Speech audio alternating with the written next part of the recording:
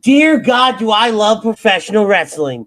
Good evening, ladies and gentlemen, and welcome to, well, a chaotic edition of In This Very Ring.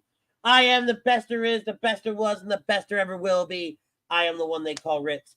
And joining me, as he does each and every Friday night, he is Toasty Town's favorite mayor. Ladies and gentlemen, this is Butters. What's up?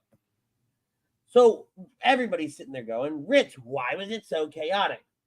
Well, if you were paying attention to A2D Radio on Facebook or even on our YouTube page where we are live currently, as well as over on X, we had a very different show planned up until about 15 minutes ago.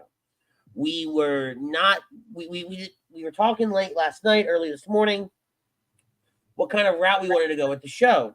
And we were along the lines of, hey, we're not going to get Jey on SmackDown. We're going to get him on Raw. Maybe he's going to get jumped. Bloodline, Sami Zayn is going to help and, convince Jey to side with Roman and Jimmy. And we're going to start building a Survivor Series. Well, that was kiboshed within the first 20 minutes of SmackDown. So the entire 2 hours of SmackDown, me, Butters, and Pete, who hopefully will be along in a second. Would you mind messaging him? Yeah. We were going back and forth trying to figure out, all right, what are we going to do? And we finally decided, let's wait till the end of the night and see if Jey comes out, because we knew the last segment was going to be Roman potentially, acknowledging or not acknowledging Solo Sikoa. Where is that going to fall into everything? And so as SmackDown literally goes off the air, I'm sitting down here at my desk to now rewrite the entire show. And we're talking during the main event, we're talking during the segment. I think we put the idea for the show together in record time. I cranked out a description in less time, and big shout out to Ralph Delavecchio and Tom Arnone for making us a new thumbnail and getting everything reloaded on a Facebook, YouTube, and X in time for us to go live. Went a little bit later than we would have liked, started a little bit later than we would have liked to. But we are here. We are ready to go. The OGP of A2D has finally made his appearance. About time. He will hit you. What, from sitting in his chair? He gonna hit me from all them miles away? Come on, bring it. Woo, woo, woo. You never know. You see my new avatar. Oh, for the love of God. All it takes is a snap. Say his name and he disappears. Before we get into everything,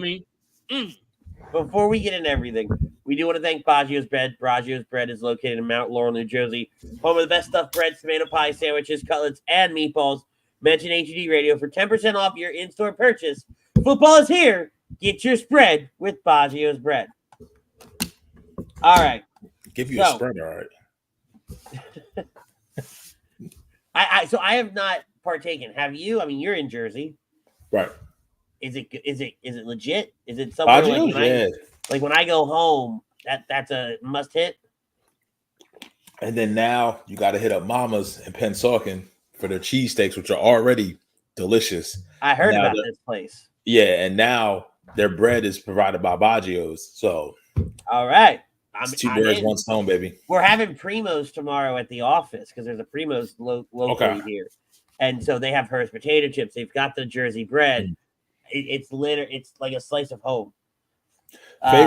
Favorite chip? Hers barbecue potato chips, hands down. Like to the point that I'm actually talking to the owner of Primos of how can you acquire me more? Because I don't get that. It's a drug deal. I can't. Illegal. I can't. And is it cheaper to go through you and you buy them at a wholesale rate? He trying to cut out the middle bit. Or do I order it straight from Hers? Yo, oh man! I mean, barbecue chips. Wild classic is still the palate of a 6-year-old. I mean, like adults, we're more into salt and vinegar. I do salt and vinegar wings, so I like the balance. Yeah, I can't stand salt and vinegar. That explains a lot. one of us out of the three of us has a hat on, and the other two don't. So hey man, what can I say? I'm a butter man. There's salted butter. I mean, like, what the fuck? Well, anyway, to talk wrestling, Buzzkill's Butters down there. Let's get right into the topic of conversation. Jey Uso should have made the save on SmackDown tonight. Agree, disagree. This is the second week in a row that SmackDown has ended with Roman Reigns and Jimmy Uso being laid out by the new Bloodline, Solo Sikoa, Tama Tonga, Tonga Loa, and Jacob Fatu. And with having a family member in the back, like Jay was there. Was it a missed opportunity? Was he though? Shut up. Was it a missed opportunity in not having him come down, make the save for no other reason than you guys beat up my brother, right? I'm not doing this for you, Roman. I'm doing this for my brother. Pete, we're going to start with you. No, he shouldn't have made the save. I disagree to the poll. I saw it too. Technically, he did at Bad Blood. He has the pin on Solo. Now, since then, we gotta smack up Simone. Play the new Dragon Ball Sparking Zero game. So this is really funny. No, but I disagree to the poll because it adds another layer to it. We've already seen them blur that line from this past Monday when Jimmy showed up and tried to recruit Jay specifically for this. And then Jay, unprovoked, we opened SmackDown with Jay arriving and saying like, hey, before this, and this, before Jimmy and Roman get here, I wanted to step to you man to man, but big brother, the little brother, 8 years older, big brother, the little brother. Like, yeah, this ain't really it. I'm not really trying to get involved in it, but if you want to unite the family, that's cool. But the Ulafala is earned. It's not given. You're not really going about the right way, obviously. And I want to say hats off to this. Jay did more for Bachaloa, Tama, and Jacob Fatu in any promo they've been doing and anything they've done in the past 6 months. Mm-hmm. By him saying and acknowledging to Solo, like, this ain't the way to go about it, and why you had to go get them, right? Still getting over a cold. Sorry, guys. I put this man over, and he gives me a hey, Andy. What's up, Tom? I'm gonna just keep these receipts over here. If you want to get somebody over without having to do anything or having them do anything, when Jay said, the current Intercontinental Champion said, you had to do it, but you had to go get them. I'm all about you taking out Roman. I got my problems with Roman, but you had to go get them. We stayed away from them for a reason. You knew they was wild. You knew that wasn't where we was going with the original vision of the Bloodline. So you may be just as culpable as Roman. He ends that promo with saying, like, if Jacob keeps sitting here with these prayer hands, I'm a dog walk his ass. He ain't say that. I'm paraphrasing. And he said, I'm not even here for that. And then he walks off. Here's the thing. I disagree because he still got problems. He don't just have problems with Roman that's unresolved. Right. The most recent beef he had was with his own twin. We just saw that match at WrestleMania 40. Yeah, but you could argue that with Jay winning that match at WrestleMania 40, that if anybody had unresolved issues, it was Jimmy, right? Well, Jay, like if I wanted to play devil's advocate here, right? Jay whooped his ass at 40. He's done with them. Both nights, he's done with them. Yeah. Jimmy would be the one that, if anybody would have unresolved issues, and seeing Jimmy going essentially hat in hand to his brother to be like, hey, help, right? Our younger brother, you have to look at it like this, though, Rich. You have to look at it from how did Jimmy get to that point to have to go back to Jay? He didn't do that willingly. They tried to take the two of them, Big Jim and Roman, tried to take the Bloodline on. Mm-hmm. Got left in a puddle, proverbially speaking, right? He's like, yo, we need help. Jimmy was put on the shelf by his brother. So whatever Jey did, Jey never did that. What Solo did to Jimmy supersedes that, right? But I like this because, hey, I'm not like nothing of this was teased. Like, I'm not just coming to the save. Now, if it was to the point where I think Jey would have came out if Roman was tied up or they had Roman handcuffed or they made Roman watch from the back and they was dismantling the Jimmy in the ring. Then Jey may have been forced. But I like the way that they took it now. We always think, even in the chat that we had before we went live, we were kind of changing the show around, like which way we're going to go. It's all going to hinge on the end of the SmackDown, right? Yeah. And we always were moving at a faster pace than what the story actually is being told. So you ever play a podcast, you could play it at a 1-to-1 speed, or you can double that speed. We're thinking 1.5, 2 times the speed, and they're literally scaling it back. Because, like we said, my biggest concern is before we went live and we were talking all throughout the day is like, how can they tell this story in 3 to 4 weeks' time? And now, if they're crossing over, if this story is going to bleed into Raw and SmackDown on a weekly basis, because I don't think Crown Jewel is not going to have anything to do with the Bloodline. I don't think anyone for the Bloodline, any Bloodline related, is not going to be there. But maybe the tag team title match, and we'll get to that when we talk about this week in wrestling. Maybe the tag team title match if they take that to Crown Jewel. But outside of that, the Bloodline's not going to be in Saudi. You're not going to see Roman. You're not going to see Jey. Right. Your big players won't be there.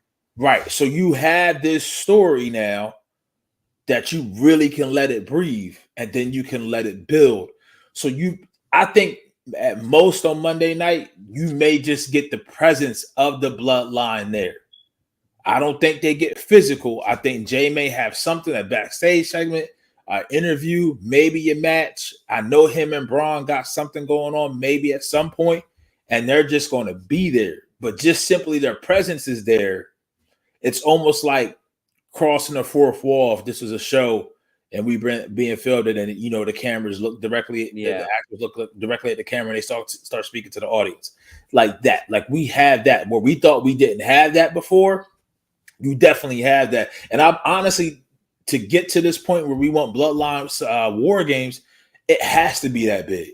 It has to be a story that crosses over because all the talent and all the people involved aren't in the same place anymore. Well, and you make two really interesting points there when you were talking about drawing it out, and it's not 2 or 3 weeks. It's 2 or 3 weeks is Crown Jewel. It's really like 4 to 5 weeks at this point till Survivor Series. Isn't it? It's the last. So it's Crown right after Thanksgiving, and then Survivor Series. Isn't that on the 30th? It's the weekend, whatever the weekend after Thanksgiving is. That's the 30th. Then yeah, sure. It's the last day in November. So you literally have, because we're 2 weeks away from Crown Jewel. So you have 6 weeks. Yeah. So 6 weeks, 12 shows. And then we were talking about Raw and SmackDown, right? It bleeding over between the two shows. What I really enjoy is when it's over on Raw, it gets one segment like we saw with Jimmy and Jey. Right. It's not a long segment. It's barely anything, right? But it's just enough to go, okay, they're moving forward with it. Then you go to SmackDown, where it's a little bit more dominant. It's the dominant storyline because a lot of your major players are over there.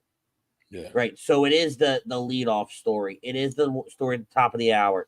Mm-hmm. It is your main event segment. And that's where you're able to do a little bit more. And what you're essentially doing is you're saving segment 1 and let's just call it segment 8 at the end of the night, right? You're saving those two. That's when you're going to see Roman confronting Solo, or you're going to see Jey confronting Solo. It's going to be one member of each side is represented in some way, shape, or form. And then that middle segment right now is going to be the underdog team, being the original Bloodline, trying to figure out how do they get the upper hand over, and it pains me to say it because I think some of them are trash, this dominant Bloodline faction that Solo Sikoa has created. The new Bloodline. And with Jay's poignant phrase of, why did you have to go get them? Right. Of all the people in this family, in this dynasty, why those three? Yep. Right. So for me, though, and Pete, I think you did it wonderfully. You hit a lot of really, really good points. But I'm going to have to agree to the poll. And the reason being, I struggle in a story where week in, week out, the baby face is just getting beaten down every single week. That stops becoming entertaining. Everything else is great. Don't get me wrong. Everything else is great. But when you end the show the same way 2 weeks in a row, I have a problem with that. It becomes to like, why? I now next week, if they're in the main event, it's because they're trying to prove that he has nobody to help him. But you don't need to prove everything. that. But after doing it last week, I feel like this week is not necessary, right? Because you made it a point. Well, hold on, you made it a point to catch the audio last week of Jimmy looking at Roman going, "We need help." Right? That soundbite became the anthem of the week when talking about the bloodline. And so you end this now essentially the same way as last week. We are no better off last week than we were this week. Right. Right? If anything, Jay should have gotten beaten down tonight. But here's the thing. I agree with you if Survivor Series was in 2 weeks, but it's not. And I get what you're saying. It's kind of the same, but it isn't because the circumstances are different. Last week, there was a celebration. Jimmy came back. Roman said acknowledge him. Still got their ass whooped. Asked for help. Potential help came. Help didn't jump on board. Still got your ass whooped. You got to look at it. When Trips was the man in the early 2000s, he was dominant. Faces got, and what is it doing? It's already taking Roman, who already is so over like Rover, and now making him look weak. It's making him really, like you said, there's a word that you used when you were going through your description that we never associated with Roman in the last 4 years. You said underdog. You said that. I'm not disagreeing with you. No, so it's working. And I want to get to this comment real quick by KZ99, 1994. Here's the thing. This is what I love about the Samoans. I will call it. Well, hold on. Let's read it first, because remember, there is a podcast version that doesn't get to read this. So yeah, for our audio listeners, KZ99, 1994. I didn't like Jey Uso coming out to confront the bloodline so soon after telling Jimmy to kick rocks. Here's why I like that. Because if this was some real life ish in the street, and you hear your name out there, like you have family out there who's attached to something, you got an inner family beef. This is something that's believable. Jay wants to get out in front of this. Like he told Solo, he literally said, like, listen, I get why you're doing what you're doing with Roman. I didn't want to do that, so I left the family. I didn't want this, and I wanted to make something of myself and make something of my own. And I'm the Intercontinental title. I'm the Intercontinental champion. So I've done that, right? So I'm proving in my actions that I'm not, whether it's your side, whether his side, y'all both my brothers, that's my cousin. I want to be as hands-off on this as possible. So now what do you have to do now? You have to go, from a storytelling standpoint, you have to go above and beyond to draw Jay back in. And just this one beatdown tonight isn't enough to do it. Well, and it extends further than, if something's happening in the streets, right? It's all really controlling your own narrative. Right. It's Jay going out there and saying, I have my own business to conduct. Right. My business does not involve, nor will it involve you guys at this time. So y'all stay in your lane. I'm going to stay in my lane. Right. That's my family, but you're also my family. So I'm out. Right. I liked it right? But I also see where KZ is coming from, and I want to get to Butters, and I want to make this last point, right? Okay. And I will die on this hill because I think it ties really well into Jay coming out to start the show.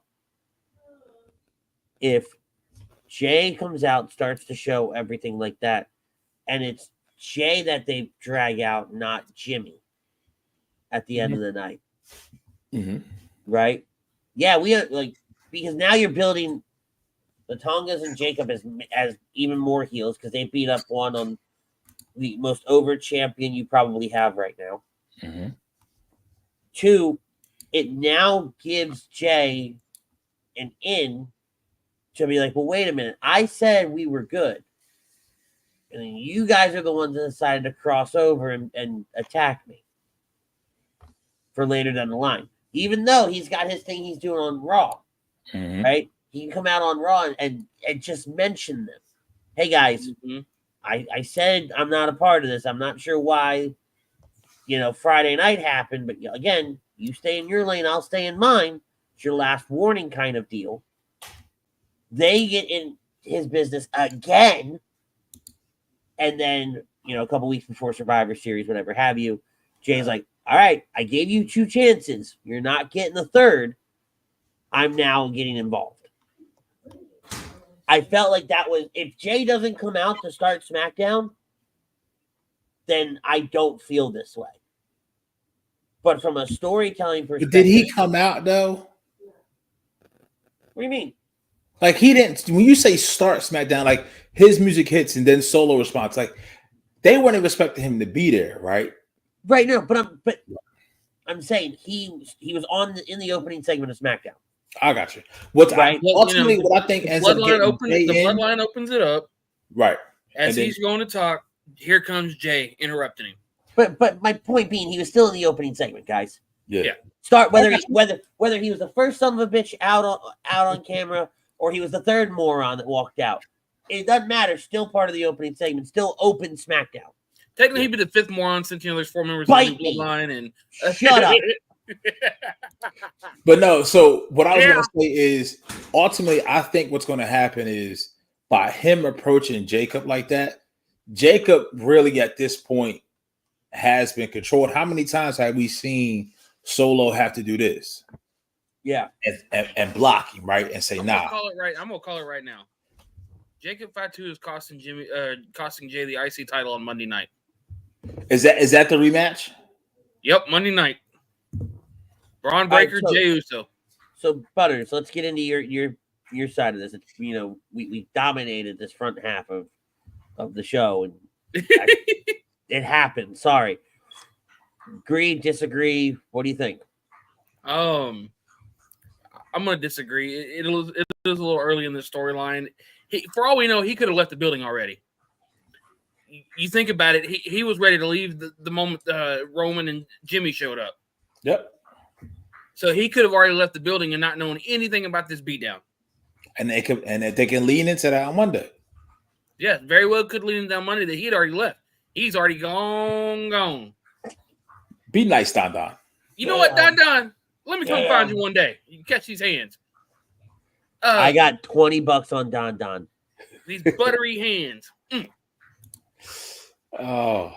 But and I'm not scared of it. You like Joe Glass from Mike Tyson Punch Out, the first boxer. Wow. What a callback. But no, and his interaction with Jacob kind of, signals maybe Jacob kind of sneaks on the Monday Night Raw and costs him that IC title. And that's when Jay's deciding, you know what, maybe it's worth it to get involved. Maybe now they've pissed me off just enough. They're beating down my family. They've just cost me my title that I worked so hard to achieve on my own. Mm-hmm. I am not going to lie to you. Maybe it's time. He doesn't like that. He doesn't like that. It's not that I don't like that. Let me be very clear. I can see it happening. Here's what I don't like about it. Okay. I would prefer it if Jacob Fatu gets himself involved in the match, but Jay still walks away with the title. Because if Jay drops that godforsaken title on Monday night, Chucks beware, I may be dropping in on the show. Yeah, it's like that because that's my thing. At that point, what was the title change for then? Exactly. You should have just left it on Braun at that point, right? And then give him a good run. You got a good run. Shut up. No. I like the run in somehow, some way. Maybe even if he attacks him before the show, before the match gets called off, it doesn't happen, what have you. But my point was how Jay said to Solo, like, listen, why'd you go get them? Like, and even remember when Jacob Fatu originally showed up, it was like he did Samoan werewolf, loner. Like, this dude doesn't play well with others. This is the kid sitting by himself at lunch in the cafeteria, at recess, on the swings, just sitting there talking to himself. That's this kid. This is the kid that you don't want to mess with. So how can Solo control this dude? Go so in depth? But that's what I'm saying. Like, that's the type of badass you need to build Jacob to be. You know, he said we left him alone for a reason. Exactly. So that's where I feel like you got to do something personally to Jay physically to get him drawn back in. That supersedes, like I said, I'm using this word a lot tonight, that supersedes the friction and the past that he has with Jay, with Jimmy and Roman. Now, go ahead. The other thing could be, you know, while in the middle of that match, Jacob would come onto the screen and be beating down Sammy. Then it gets personal. That's the next step. That's where I was going to go. Like, somehow emotionally, you got to get Jay involved, whether it's attacking him or attacking Sammy, doing something, right? And I will just say this before wherever we're about to go. We have not seen Tama and Tonga. Ever since they've shown up, they've been attached to this bloodline story. Well deserved and in retrospect, right? That's where they need to be. They look so lackluster right now because they haven't done anything really to work on their own without revolving around the ball. If you go watch them at GOD Grills of Destiny and New Japan, it's a completely different style. It's completely different. They wrestle stiff like that. You haven't had a chance, and WWE hasn't had a program for them to do that yet. I mean, Jacob is an anomaly. Dude, that big, that size, doing a better moonsault ever than Tom does. It's ridiculous. He's a Samoan Brock Lesnar. It's ridiculous. So his moves, his presence, and how he carries himself automatically stands out. But for Tama and Tonga, I think their best as what we've seen as them as a tag team is still yet to come once wherever they go with this civil bloodline war story ends. Yeah. I want to touch on something Butter said when he said it was too early in the storyline.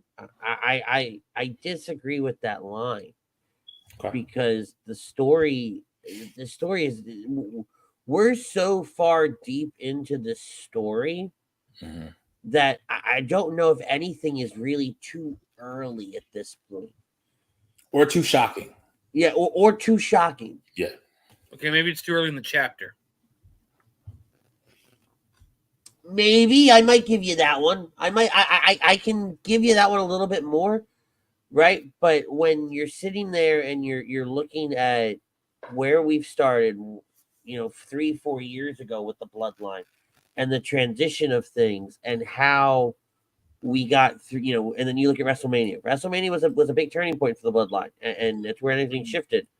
And then the formation of this new bloodline and Jay moving over to Raw to make his own name, and then Jimmy being gone for so long. Now with Jimmy back, once you brought Jimmy back, and we've said this for months, it was only a matter of time before you brought everybody back, right? Because that was the biggest unknown, was when is Jimmy coming back? Is Jimmy going to be ready for Survivor Series? That was always up in the air. Now with Jimmy back, it's like, okay, now we can start putting this team together to go up against this other bloodline. And it's almost Avenger-esque at this point. If you think Like, go back to when, at the end of the first Iron Man movie in 2008, when Nick Fury in the post credit scene, when Nick Fury was there, and he goes, "I want to talk to you about the Avengers Initiative," and we were like, "All right, what is that going to mean?" And it wasn't until the very first Captain America movie where we're like, "All right, we got Cap. Now it's time to have the first Avengers movie." And we were just we were waiting for it and waiting for it and waiting for it. You know, so maybe that means, you know, a comeback for Paul, and he's, you know, since he's, you know, the wise man, the brains behind a lot of this, maybe his thoughts can be, you know, this is how we do this. This is how we can get to the bloodline. This is how we can recruit Jey. You know, now you got your brains back. So you're saying, the Jimmy return happens, and you need Paul Heyman to come back to bring in Jey. No, I'm visualizing how I think this is going to play out. And I don't hate it. I'm just making sure we're on the same page. I want to hear you guys out on this. So in a movie, there's 3 acts. Right. Act 1 of the Bloodline was the building of it, and then the ascension and the domination. I said the Act 1 was the building of it. Act 2 was ascension and the dominance. Act 3 started at WrestleMania 40. You're in Act 3 right now of the movie. What I think is going to happen is we're going to get small pieces week by week. You may get Jacob this Monday night, whether he calls Jey or not, whether he loses the title or not. Then I think you involve Sammy. Then I think you get Jey and Sammy because they're on Raw. Jimmy and Roman are on SmackDown. Then I think at some point, maybe 2 weeks before, because you're going to have a match with a member from each faction to decide who gets the man advantage, right? Right. That's always going to happen. So that's usually going to happen. Well, it may happen on the SmackDown before. So that's the 29th. I think you're going to get Jimmy and Roman, Jey and Sammy in the ring arguing, still not on the same page. And out comes Paul. And he's the one who talks sense into them. Say like, hey, these dudes took me out too. So the white guy unites the Samoan family. Bro, listen. He invited to the cookout. He invited to the cookout. But tonight was he was invited to the luau. Right. Very poignant, brothers. Good work by you, sir. Good work by you. You may be going places. It's the best thing you've ever said. Good work by you. But so we've heard Paul's name brought up by a lot of different people. Tonight was the first time we've heard Roman bring his name up since he's been back. And he told Jimmy, if the wise man was here, this would already have been handled. So now you're starting to, so they're just slow feeding you, they're spoon feeding you. Or I don't think the first time we see Paul Heyman is on SmackDown. This is the other thought I had. I think he's in the locker room waiting for Jey. He's in a locker room. Yep. Maybe not this week, maybe next week, right? Let's just say all right. So one constant thing we can all agree on: Jacob Fatu is probably getting involved on Monday night. Somebody from the bloodline now is going to get involved in Jimmy. All right, that's a safer statement. Let's say that then. Fast forward to the following Monday. Mm-hmm. Mm-hmm. You know, because on SmackDown they're going to try to appeal to Jey again, whether he's there or not. I think Jimmy and Roman both do try to appeal to him. The following Monday, Paul Heyman's in the locker room. Here's the thing. I love that, but I wouldn't do it physically.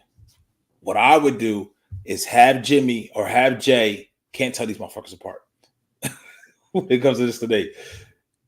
Have Jey have a phone or have someone come find him and say, I have a phone call for you. And then he looks at the phone and it's Paul Heyman. Because I truly believe in the physical form, he cannot return and Roman not be there. Or, all right, well, here's another thing. No, I think he can still, though. I think he can. That's for you because you're weird. Like you know this. You are the minority the most times where others are the majority. You First know of all- this. First of all, shut up. Okay? Like, this is what it is. And the reason I say it though is because Paul Heyman operated so many times without Roman. Right? It's weird to see Roman without Paul, but it's not weird to see Paul without Roman. But this dude, so you want the first time he's back on WWE TV after now 4 months. Because old boy went through a table in the summertime. It was Wasn't really 4 months. Holy fuck! It was 90 degrees out in Jersey. Like it's been a while. It's 90 degrees here all the time. So exactly, that's what I'm saying. So you want this dude's the first time he's back on TV. He's probably gonna be slimmer. He's probably gonna look lean for a 60-plus-year-old man. You want that to be with the person that he wasn't even really associated with before he left TV. But here's why. Okay. Sell me, please. The last time we saw Paul Heyman, one of the last times, he had an interaction with Jimmy where it essentially was, "Please help me." He had that.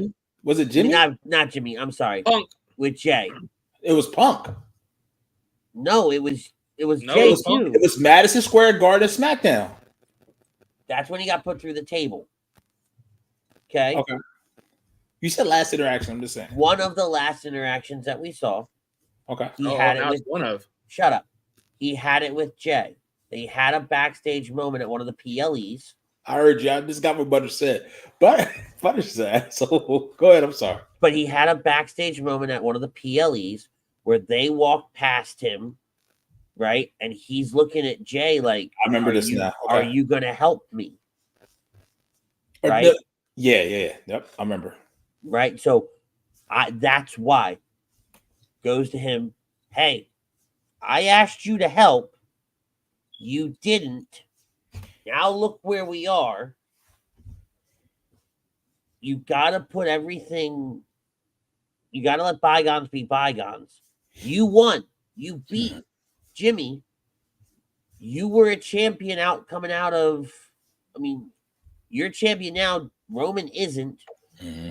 Right? Roman's able to put everything to the past. This isn't about power anymore. This is about uniting the family that you have that you are a part of. Mm-hmm. This is bigger than the business. Yeah, and then going back I love the part, and this is what he'll use when Roman looked at Solo and said, "All we lost over the summer." Yeah, Paul uses that almost same line verbatim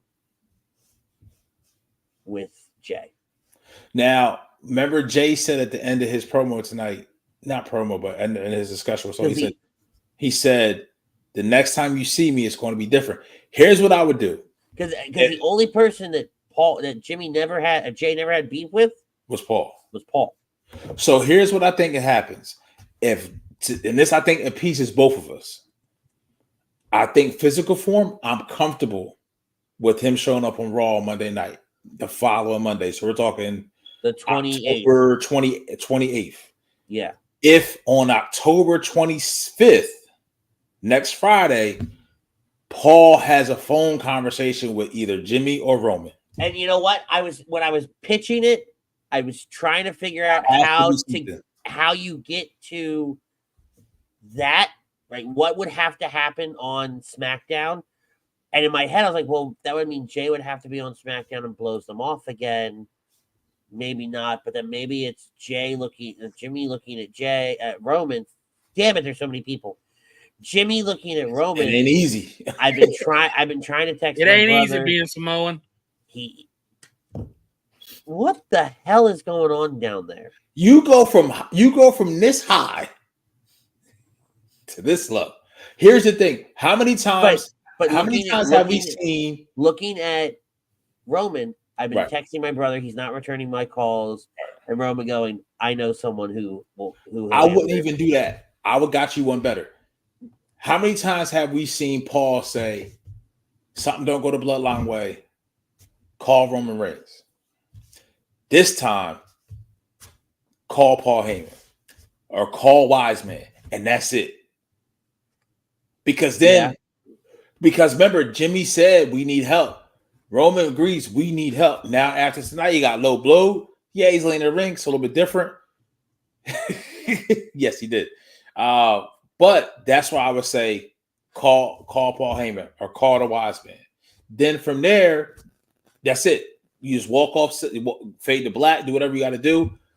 Then the follow on Monday on the 28th, Jay has whatever he has going on. He goes back into the locker room. Or you have Jay about to enter for a match, or you have Jay leaving the arena through the crowd.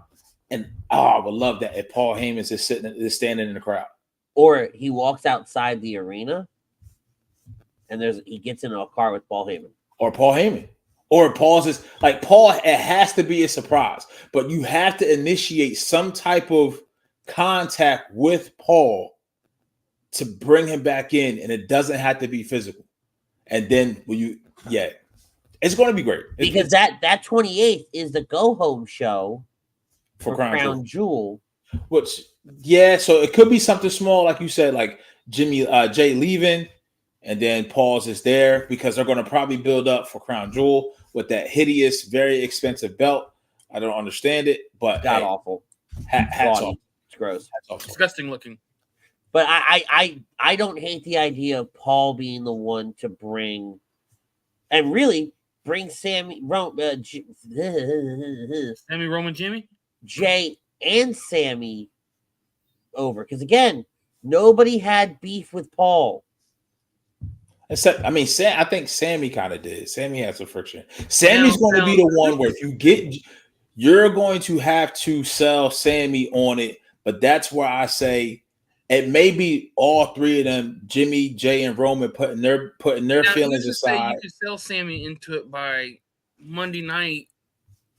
Jacob or God gets involved in the match, costs Jimmy, and then Jimmy's catching a beat down, and then Sammy comes out to save to save Jay. Well, and I could see that too, right? But that's another part because he's doing that to save Jay. But then that doesn't, and then they have to formally ask him, join us so we can take these motherfuckers on. That would drag him into it because now they're gonna, put the target on Sammy now at that point too. And Sammy's like, well, might as well be in it if I'm already in it. Nah, see, that's where I think you have Paul come out, and Paul's gonna have to make them see the bigger picture. I think Paul is honestly, I think Paul is the one that says we're doing this at War Games. I don't think it comes down to Adam Pearce or Nick Aldis or anybody like that. I think it's one of two people. It's either Paul Heyman or it's The Rock. I would love to hear Paul Heyman shout out. I don't want to see Dwayne for a while. I don't either, but I don't want to. I don't think this will hit as well if Roman says, "Why don't we just settle this in War Games?" Not until the case is over, sir.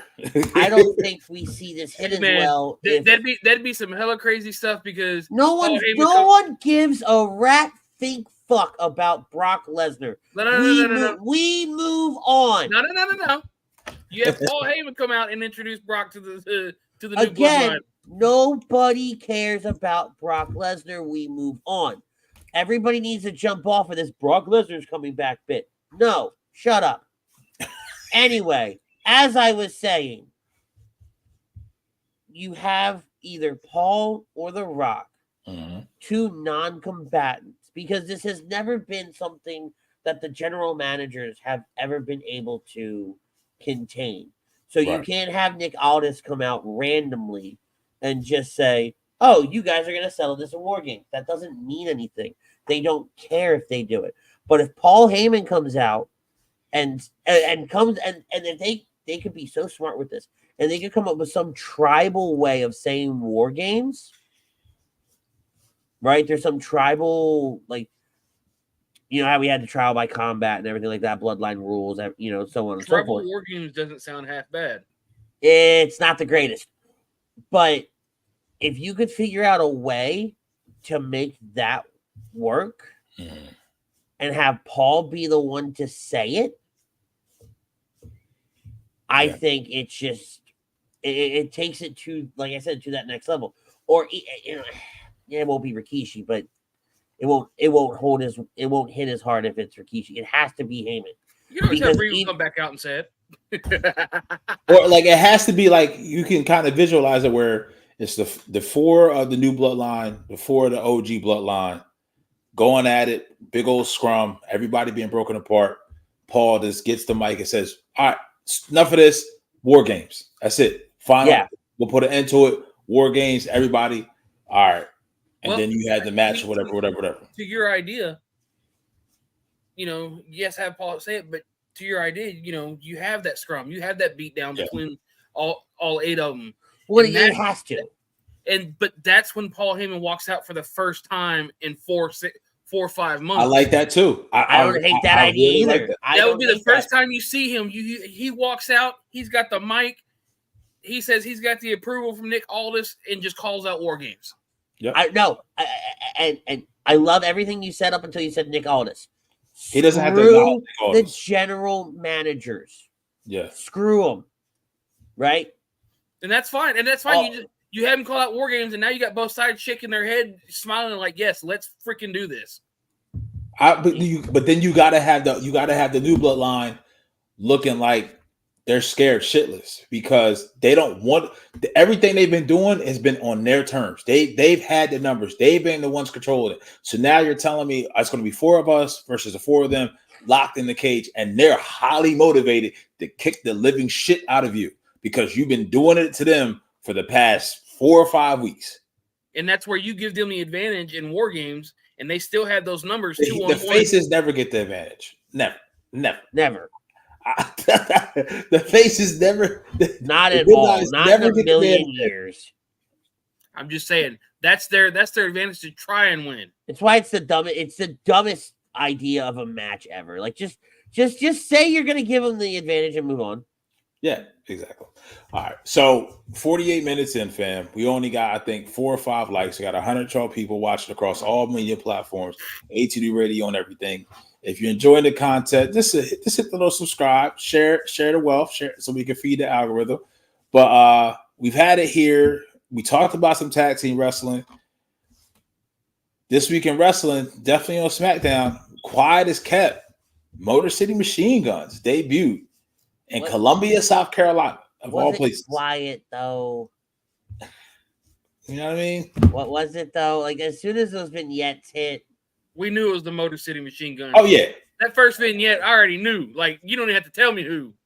So I mean, this week alone, we got. I think Raw was pre-taped this week, if I'm not mistaken. Yes, it was. So you got the return of the War Raiders, glad they got the old name back.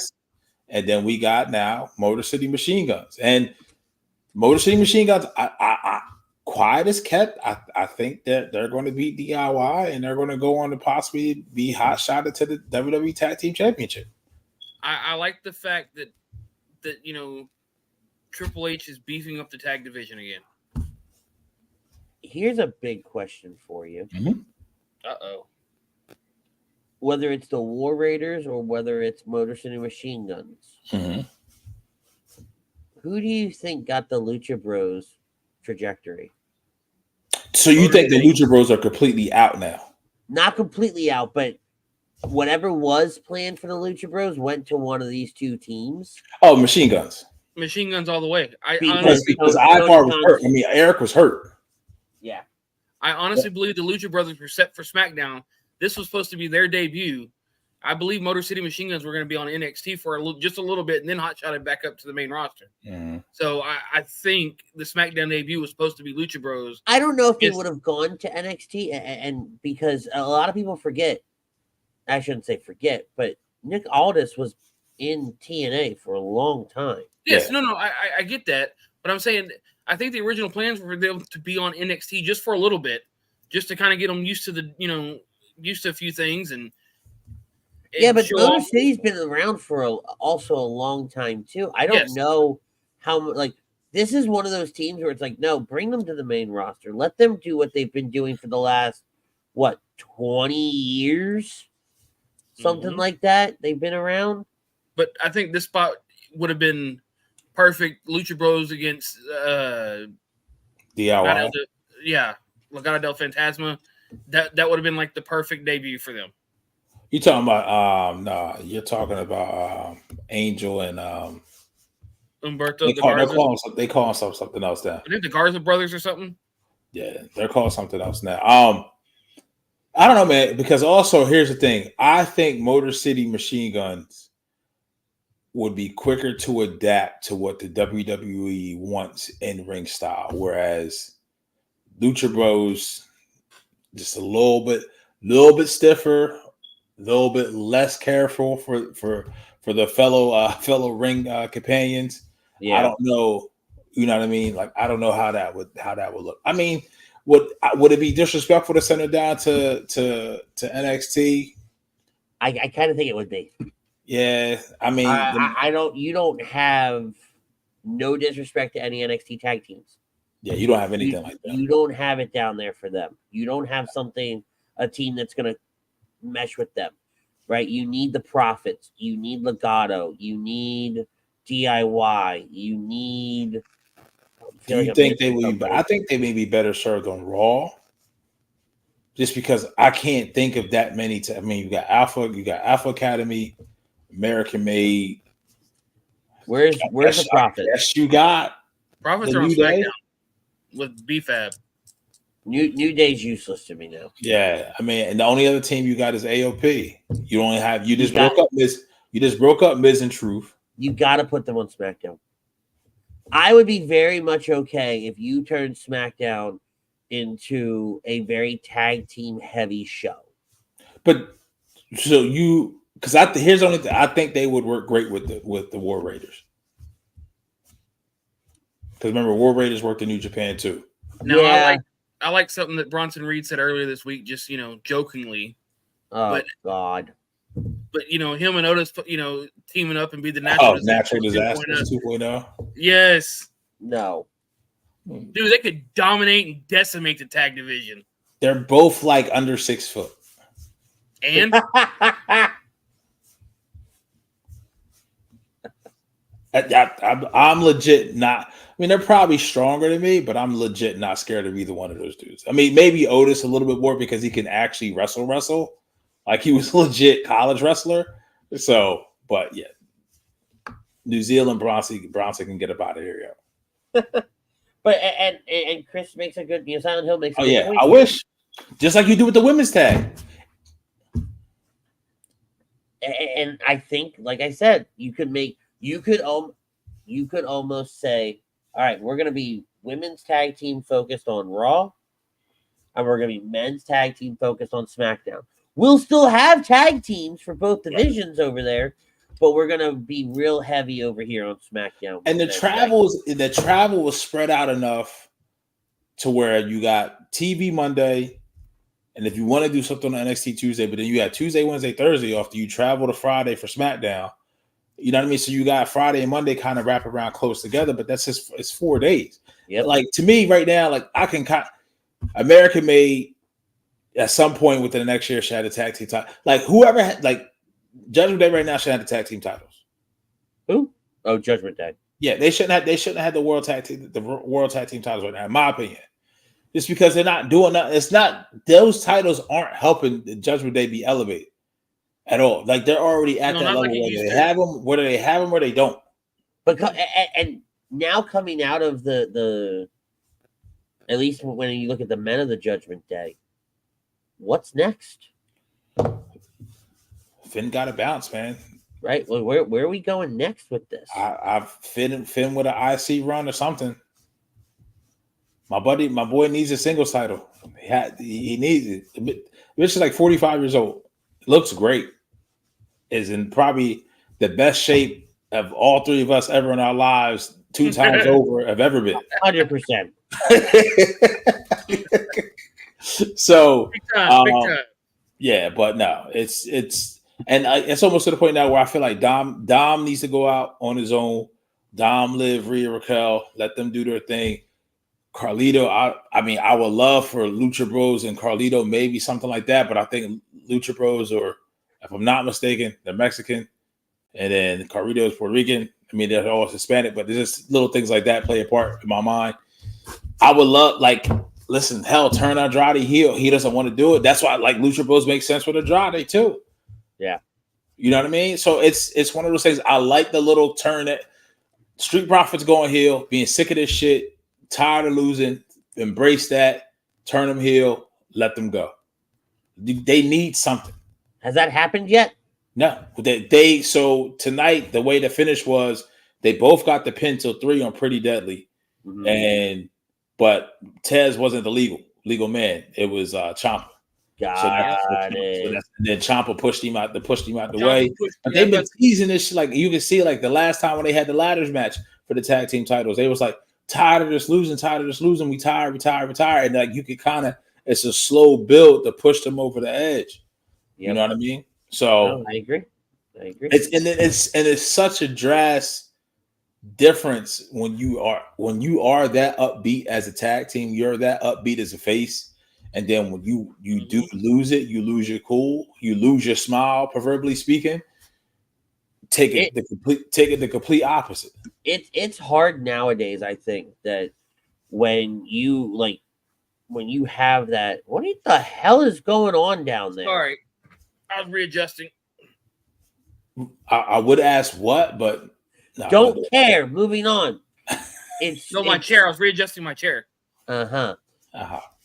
It's so drastic of a change now. Like when you have the title, or even if you don't have the title, and you hit that peak of popularity, and then you're hit with that cold water, and you just cool off. It's not like it was before, where it was like a kind of gradual decline. It's just straight down. It's like the stock market plummeting kind of decline. Yeah.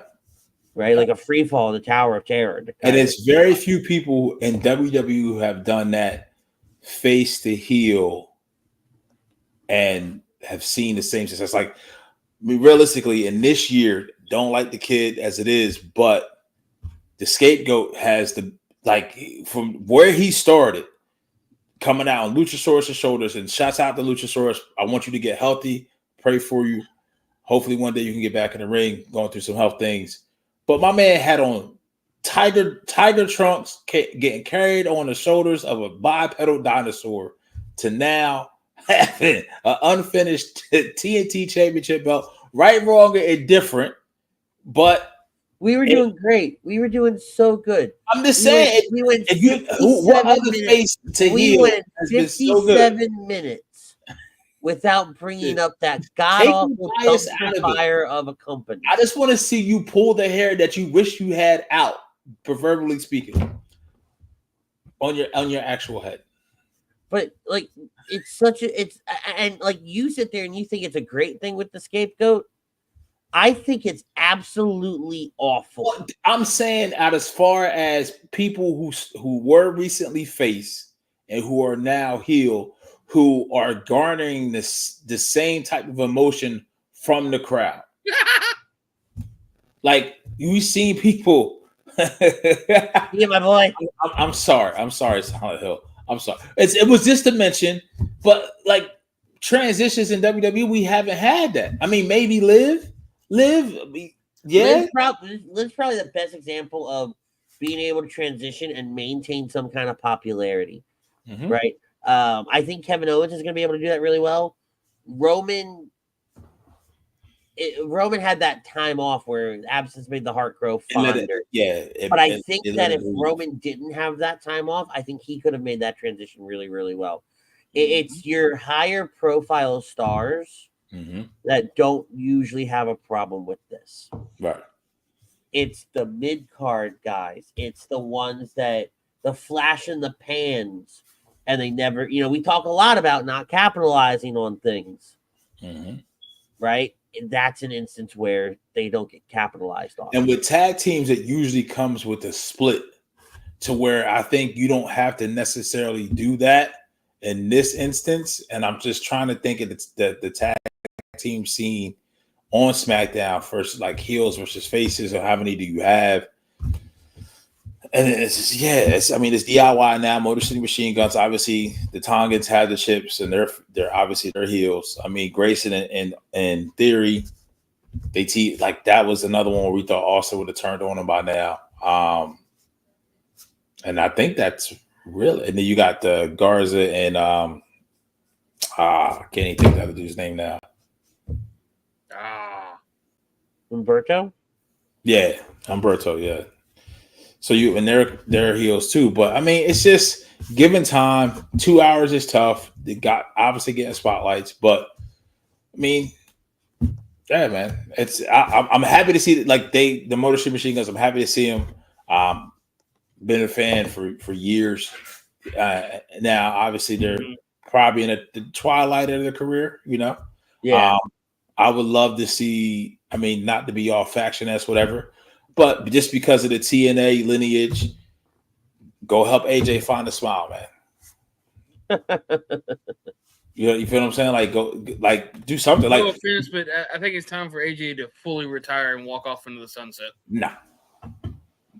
He just has to change his style up a little bit. Style. Pun intended. I mean, literally, just has to work. He just has to work different. I mean, he's still in great shape. I mean, you can't see this dude be a producer. I think he re-signed his deal, unless for a little bit. It may be coming up within the next year or so. But he has to kind of figure out what he wants to do. I mean, people forget Gallows and Anderson are still under contract. Their job is somewhere on NXT. You know what I mean? So, job in a Hank and Tank. Wow. All right. With that, we're done. We are done before this goes really off the damn rails. All right, guys. Thank you so much for hanging out with us tonight. I don't know if we will be on next week. I know Butters has, what is it, AlamoCon? SpaceCon. AlamoCon. I don't know anymore. There's so many damn cons anymore. Johnny Appleseed, bitch. Who cares? He's got a Comic-Con next week. Right. I may actually end up being unavailable, so we may not be on next week. This is just a weird way it's working out. But if we are, we'll let you know because we'll be here. Until then, same bad time, same bad channel. Tell somebody you love them. Peace, love, and joy. We are out of here.